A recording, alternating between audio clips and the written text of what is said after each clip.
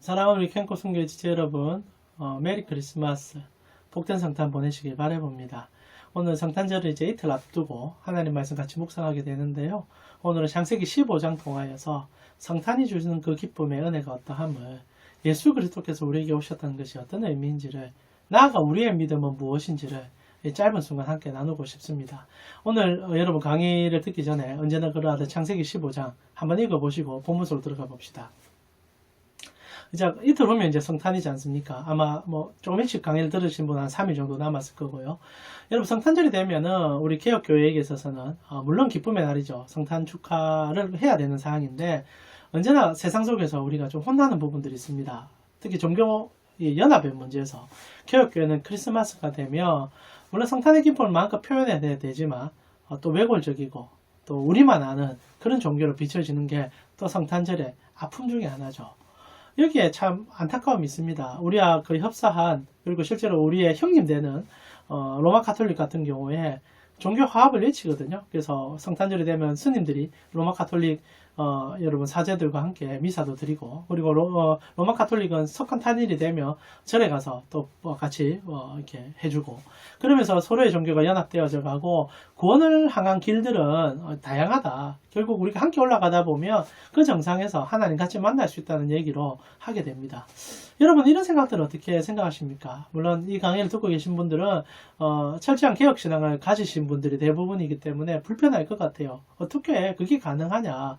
우리의 길은 예수 그리스도 한 번밖에 없다. 그래서 다른 길에는 구원이 없다. 저도 그렇게 믿습니다. 분명하죠. 구원의 길은 유일하게 예수 그리스도밖에 없습니다.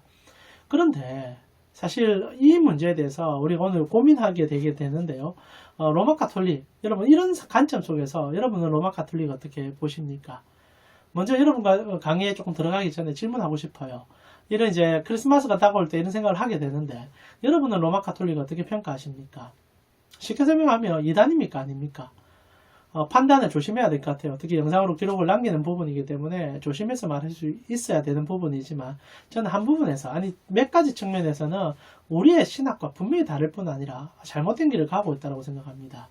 특별히 개인적인 생각일 수도 있겠지만, 로마 가톨릭의 큰 실수 중에 하나는 마리아를 숭배대상 만드는 것에 있지 않는가.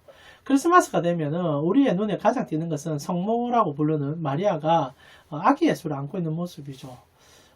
저는 아기 예수의 모습 자체는 우리가 묵상할 필요가 있다고 생각합니다. 물론 형상화 시킬 필요는 없지만은 그분이 성육신 하심이 우리의 가장 낮음부터 시작하여 우리 인간 자체를 체휼해 주셨다는 그 은혜가 그 아기 예수 안에 다 들어가 있죠. 그래서 우리에게 있어서 성탄절은 그 십자가의 은혜를 넘어서는 하나님께서 인간이 되신 그 은혜가 얼마나 깊은지를 묵상하는 주간이 되어야 합니다. 근데 왜 로마 가톨릭은 이 아기 예수와 함께 성모를 늘 함께 비춰주고, 마치 성모가 아무 능력 없는 그 예수를 안고 있는 모습을 통하여 무언가를 얘기하고 싶다는 생각을 지울 수 없는 이 장면들, 여러분 여기서부터 우리 개혁교회와 가톨릭은 큰 차이를 보이기 시작합니다. 여러분 사실 오늘 본문은 종교개혁을 일으킬 때 가장 중요하게 사용되었던 본문입니다. 여러분 칼빈이 그리고 루터가 당시의 종교인 이제 그 가장 핵심 종교인 로마 가톨릭에 저항할 때 썼던 구절이 이 구절이죠. 잘 아시는 구절입니다. 읽어드릴게요. 로마서 1장 17절에 복음에는 하나님의 의가 나타나서 믿음으로 믿음에 이르게 하나니 기록된 바 오직 의인은 믿음으로 말미암아 살리라 한 것 같다 했습니다. 이 구절이 어디서 나왔느냐? 오늘 창세기 15장 8절이죠. 아브라함이 여호와를 믿으니 여호와께서 이를 그의 의로 여겼다. 아브라함이 구원받은 것은 그의 행함이 아니라는 거죠. 그리고 이 땅의 모든 사람들이 구원받은 것은 그가 무언가를 쌓았기 때문이 아니라는 겁니다. 근데 로마 가톨릭 요즘 그렇게 얘기하고 있거든요. 구원이 산을 오르는 것이라고 얘기하지 않습니까? 그래서 어느 산의 길을 선택하더라도 결국 올라가면 정상에서 같은 신을 만나게 될 것이다. 그러나 성경 우리에게 하는 얘기는 아브라함에게도 동일한 얘기가 오늘 본문에 나오죠. 하나님이 내려오셨다는 겁니다. 내려와셔서 우리를 찾아와 주셨고 우리의 손을 붙잡아서 구원으로 끌어가 주셨다는 거죠. 그리고 결국 그것을 의라고 칭해주는 하나님의 모습이 등장합니다. 여러분 오늘 본문 속에 들어가기 전에 그 마리아 숭배사상 조금만 정리하고 들어가고 싶은데요. 여러분 마리아 숭배사상은요 실제로 로마 가톨릭에 있어서 가장 중요한 핵심 교리를 유출하기 위해서 만들어내진 형상합니다. 여러분 교황의 권위 그리고 그들의 사제 비숍과 그리고 사제 집단의 권위를 무엇으로부터 받을 수 있다 생각합니까?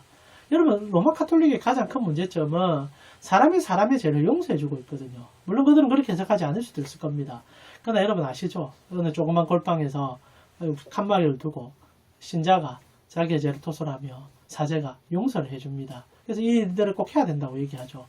여러분, 우리가 믿는 믿음은 그게 아니, 성경은 뭐라고 얘기합니까? 누구나 개인적으로 하나님 앞에 서서 자기의 죄를 하나님 앞에 토설하고 하나님 앞에 개인적으로 모든 것을 용서받는다.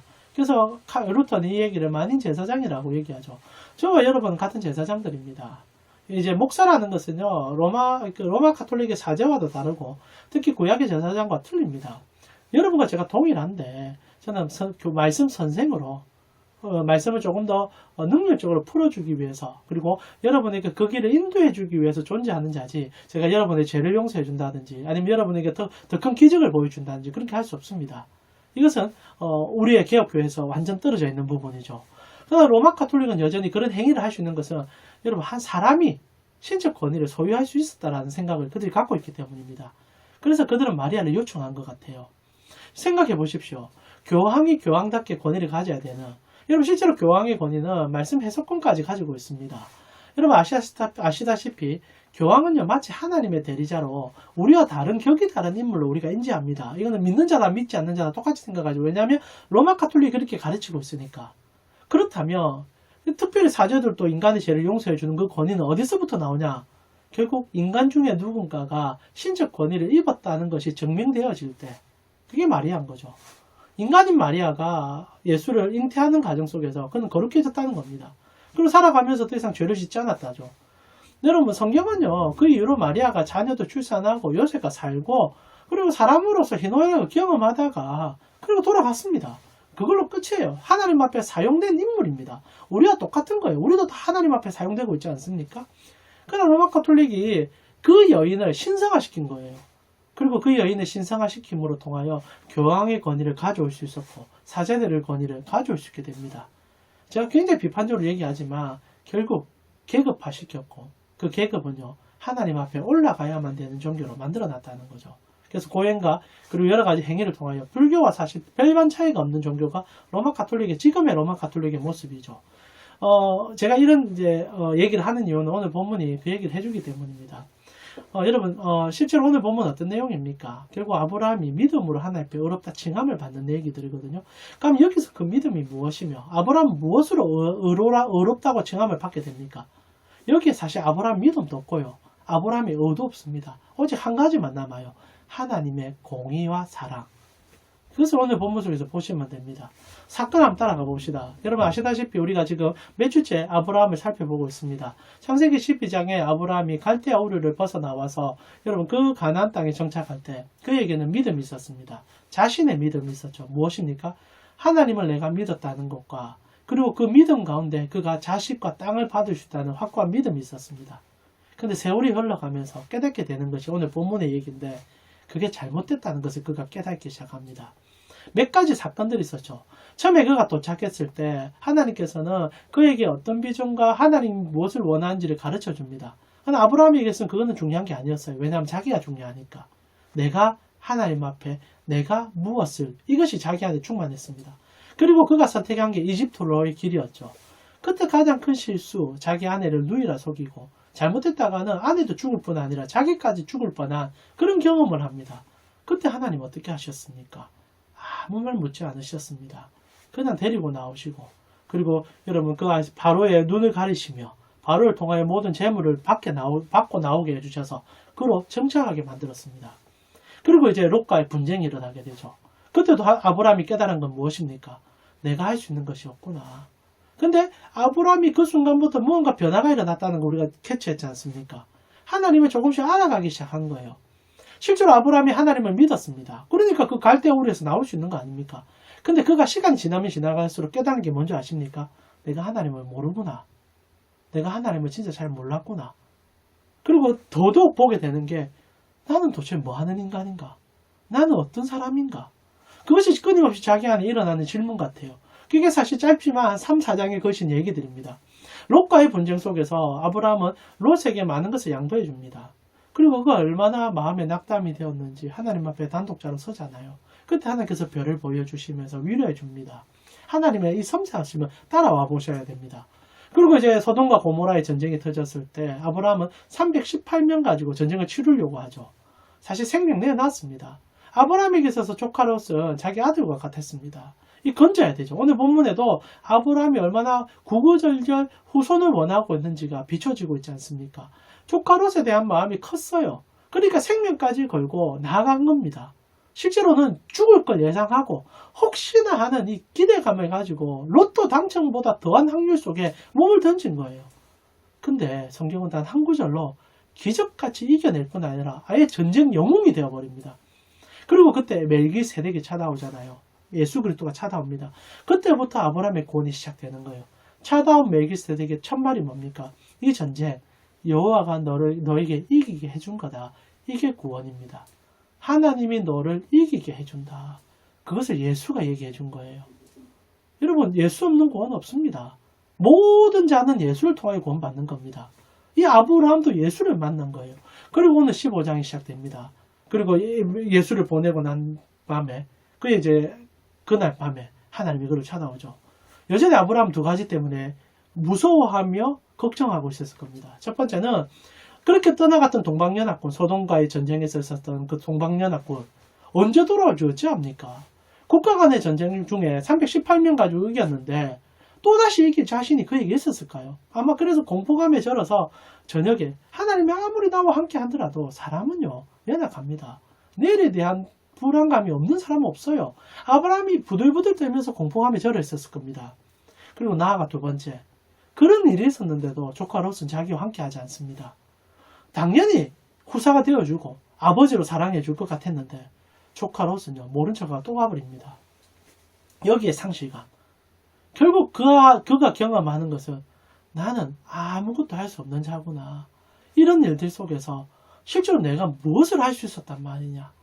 근데 그 밤에 하나님이 찾아와요. 그리고 하나님 똑같은 말을 또 반복합니다. 내가 너에게 보상이 되어주고 내가 너에게 자녀를 허락해줄게. 여러분, 이때부터 모든 것이 변화됩니다. 여러분, 아브라함이 이제 무엇을 믿기 시작했을까요? 하나님을 믿기 시작합니다. 하나님을. 여러분, 실제로 우리 신앙이요, 하나님 외의 것들을 하나님처럼 생각하면서 믿을 때가 있어요. 여러분, 제가 처음 시작할 때 로마 가톨릭의 문제점을 얘기해 드렸는데, 로마 가톨릭의 그 사제 제도와 그리고 로마 가톨릭에서 신앙하는 그 모든 신앙 체계는요, 하나님을 믿는 것이 아니라 하나님으로부터 주어지는 것을 믿도록 만들어져 있습니다. 여러분, 오죽하면 동방정교회 같은 경우에 사람의 가장 욕심을 신앙 안에 접목시켜 놨지 않습니까? 여러분, 동방정교회 잘 모르실 것 같은데 그들은 이제 아이콘들을 다 만들어 놨습니다. 그래서 여러분, 사제들이라든지 특별히 이제 12사도의 모습을 보면서 그 어떤 사도는 무슨 재물을 주고 어떤 사도는 어떤 병고침을 주고 이런 것들을 통하여 하나님을 믿는다라고 생각하게 만들어 놓습니다. 그게 하나님 없거든요. 오늘 아브라함이요, 어떻게 보면 신앙 여정 속에 86세 그가 하나님 앞에 선 다음부터 10수년 하나님을 알아가는 것 같았는데 실제로 그는 몰랐던 거예요. 자기 안에 있는 무언가를 하나님처럼 믿고 있었던 거죠. 근데 오늘 밤에 그게 다 깨집니다. 하나님께서 나타나셨는데 아브라함이 알게 되는 것은 저분만이 나의 구원자시구나. 그리고 오늘 하나님께서 아브라함과 약속 맺을 때 어떻게 합니까? 이제 재물을 쪼개놓거든요. 그리고 아브라함이 기다립니다. 하나님과 약속하려고 기다려보는 거죠. 그러다 깜빡 졸았는데 하나님은 그 사이에 그 재물 사이로 싹 지나가 버립니다. 무슨 얘기입니까? 언약의 주체와 약속의 주체는 우리가 될 수 없다는 거죠. 그 사실 아닙니까? 아브라함이 아무리 자기가 잘났어도 그는 연약한 피조물일 뿐 아니라 아무것도 할 수 없는 자였습니다. 근데 하나님이 약속해 주셨어요. 그리고 복을 주셨어요. 오늘 여러분 시작했던 그 창세기 15장 1절에 그 전체가 사실 아브라함에게 있어서 가장 중요한 얘기고 우리 복음의 가장 중요한 얘기 아닙니까? 이후에 여호와의 말씀이 환상 중에 아브라함에게 임하여 이르시되 아브라함아 두려워하지 말라. 나는 내 방패고 너의 지극히 큰 상급이다. 이게 복음입니다. 하나님 자체가 상급이고 하나님 자체가 방패다. 아브라함이 근데 그 전에 몰랐어요. 결국 구원이라는 것은 내가 이것을 했기 때문에 저것을 이루었기 때문에 318명 가지고 그 전쟁에서 이겼기 때문이가 아니라 난 정말 아무것도 할 수 없는데 하나님이 나 살려줬구나. 하나님이 나 구원시켜줬구나. 결국 우리의 복음으로 들어간다면 내가 아무것도 할 수 없는 바울의 표현으로 인하면 죽어있는 상태인데 예수가 우리 가운데 오셔서 우리에게 생기를 다시 불어넣어 주시고 우리가 다시 한번 생명이 되는 은혜를 주셨다.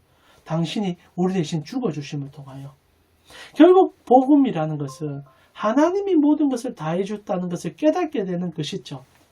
그래서 믿음으로 의롭다 칭함을 받는다는 것은 내가 무슨 믿음의 행위를 한 것이 아니라 믿음의 대상도 하나님이고 의의 대상도 하나님인 것을 깨달아 그분께 막 붙어있는 그것이 복된 삶인 것을 아는 그것이 복음이라는 사실이지요.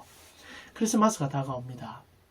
사랑하는 우리 캠코 선교의 지체 여러분, 예수 그리스도께서 아기로 우리에게 오셨던 것, 사실 여러분 예수님께서 선택하시는 길들은 많았다 생각합니다. 아담처럼 장년의 몸으로 우리에게 오셔서 구원을 이루어줄 수도 있고요. 아니면 다른 특별한 어떤 행동을 하셔서 구원을 이룰 수도 있을 겁니다. 그러나 그 모든 것을 배제하시고 태에 들어가셔서 태어나는 그 과정을 모든 것을 경험한 것은 딱 하나입니다. 하나님이 다 이루어주기 위해서. 그리고 어느 날 예수 그리스도께서 십자가에 못 박힐 때 우리도 거기에 함께 못 박히게 된 겁니다. 그리고 그분께서 부활하셨을 때 여러분도 함께 부활하게 된 거죠. 여기에 우리가 한 게 어디 있습니까? 오늘 아브라함이 그것을 알게 된 겁니다. 이 아브라함이 결국 어디까지 갑니까? 하나님께 주신 독생자까지 아낌없이 바칠 수 있는 그것이 어떤 불인지 어떤 환경인지를 생각하지 아니하고 오직 한 가지, 하나님은 선이시고 하나님은 의로우시다. 이것이 구원의 시작이고 구원의 완성 아닙니까? 결국 사랑하는 우리 캠코 선교의 지체 여러분, 여러분이 구원받은 것은 여러분의 어떤 잘남이 있어서가 아닙니다. 하나님이 여러분 사랑해서 그런 거예요. 하나님이 여러분을 너무너무 사랑해서 여러분에게 오신 겁니다. 아브라함이 오늘 그걸 깨달았죠.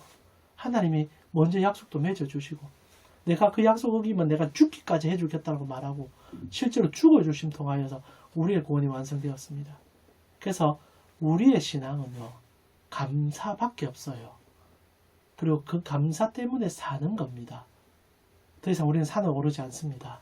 찾아오신 주님 손 붙잡고 오늘의 삶 속에서 주님 때문에 우리가 할 수 있는 최선을 다하는 것, 그것이 성도의 삶입니다. 사랑하는 우리 캠코 선교 여러분, 성탄절이 다가왔습니다. 여러분 주위에 있는 사랑하는 이웃들에게 이 예수님의 사랑을 여러분 마음과 몸과 행동으로 보여주시면 얼마나 좋을까요? 우리는요, 행해서 받은 자들이 아니라 거저 받아서 나누어 주야만 되는 자들임을 잊지 아니하시고 이 성탄 연말에 사랑하는 이웃들에게 주님 사랑을 실천하고 보여줄 수 있는 여러분 되어지기를 기도합니다. 한 주간 승리하시고요. 말씀 속에서 그의 길을 찾아가는 여러분 되기를 끊임없이 함께 기도하겠습니다.